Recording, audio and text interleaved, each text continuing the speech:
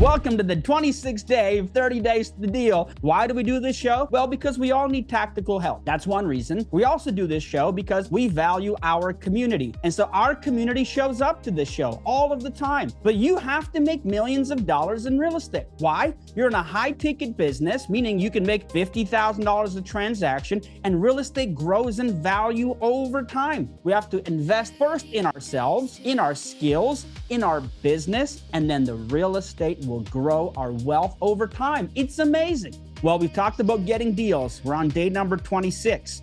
We've talked about making offers. We've talked about many things. Today, we're going to be talking about the other side of the business. Remember, there's three areas. Acquisitions, which is very important for us. We need acquisition. We also have the next area of the business, which is called dispositions. It's important that we realize in real estate that when you buy a piece of real estate, whether you hang on to it for 30 years or you sell it within 3 days, at some point, you're probably going to resell the property. And when you resell this property, you want to maximize your resale value. Now, for many of you just getting started, the idea of wholesaling is that idea. You lock up a property under contract and you go to sell the property. But for others of you who are long-term landlords, you want to sell the property in an ideal scenario. Nothing is worse than becoming a motivated seller. We do not want to become motivated sellers ever. We want to be in a position of strength when we sell. So let's now look at the conditions of that. To be in a position of strength as a seller, we go back to price versus terms. When we bought the property, we often gave up a lot of the terms to acquire the best price. In order to get the best price,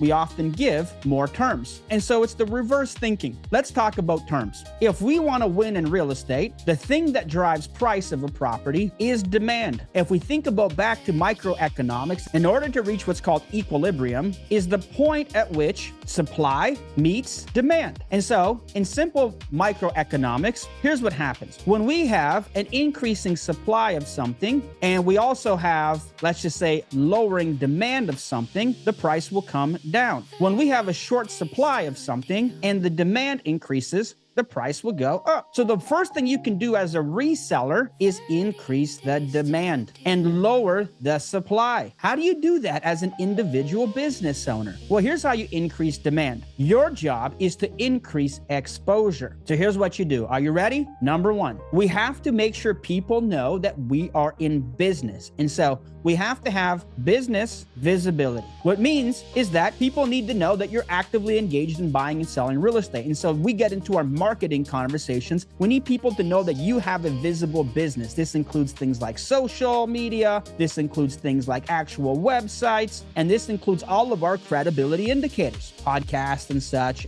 etc. What happens when we increase visibility? We're going to increase what's called our lead opportunity. There are plenty of people that want to buy real estate. Many of them are consumer buyers who only buy real estate if they get the credit. There's other business owners that are what we call our business-to-business relationships. And these are the people who don't need your money. These people are already in the same business you are in, and they're looking for a deal. You know, back in the day, I was buying 10 properties a year, and I was relying on my realtor to source the properties to me. If there was a wholesaler who would have found me then, man, I would have bought 10 properties a year. But none of you came to me and sold me real estate. It's your fault, not mine. I didn't even know what a wholesaler was. Here's what's crazy. Do you realize that most home flippers have no idea you exist? Do you realize that most landlords have no idea that wholesalers exist? And if they do, they're completely confused of what this looks like. When we get leads, this is your next part. Your next thing is to filter and prioritize the business-to-business leads. Why is this important? When you prioritize, you have business-to-business and you have what's called business-to-consumer. If you want to resell quickly, my advice to you is to focus on the active businesses that are already engaged in active operations. They already buy, they already sell, they renovate, they do all the stuff that you want to do. But what they don't do is they don't acquire. You see, a lot of home flippers, they're good at the middle part, which is called operational integrity, right? They reno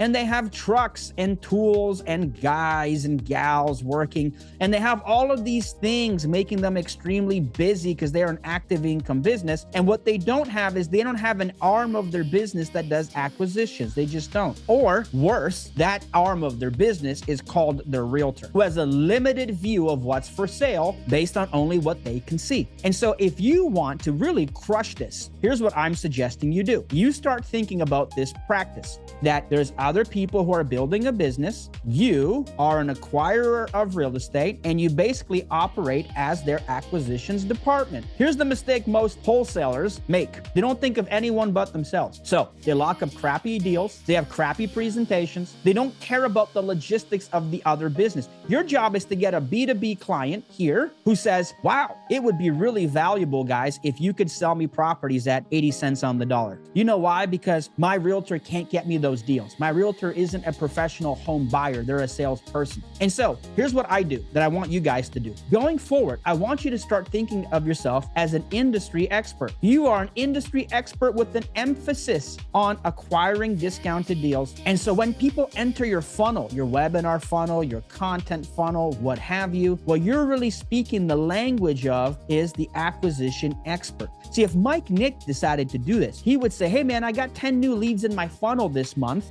10 new investors would join my email list. I sent them the survey, and one of them is an actual legitimate real buyer. How do I know? Because they already own at least 2 other properties. They've been in business for at least 2 years. And so you can create, this is called a moniker, and you can have this moniker, mine in this case would be 2.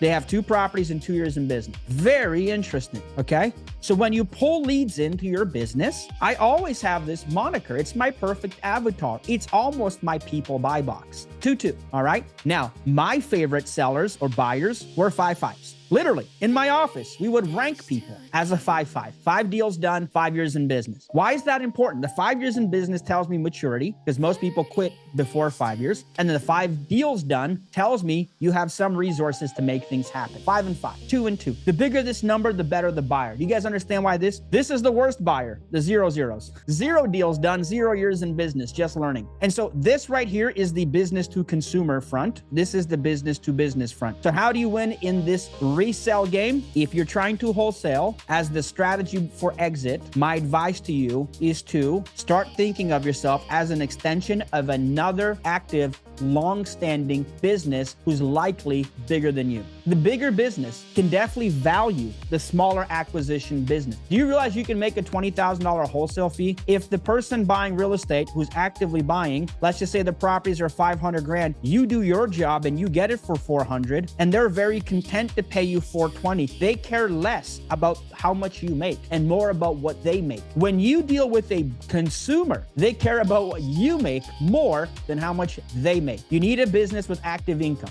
Well, Ben, how do I do that? That's this trifecta. Number 1 is that you have to source these businesses. I'll tell you how in just a second. I want you to go to grokx.ai, and I want you to instantly pull a list from Grok of the following types of companies. Contractors, I want you to pull mid-size, if you can get it, landlords, and if you can't get landlords, you can get property management companies who have landlords. With these kind of individuals, your outreach is direct outreach. Ben, is a really successful investor going to come to my random webinar? Probably not.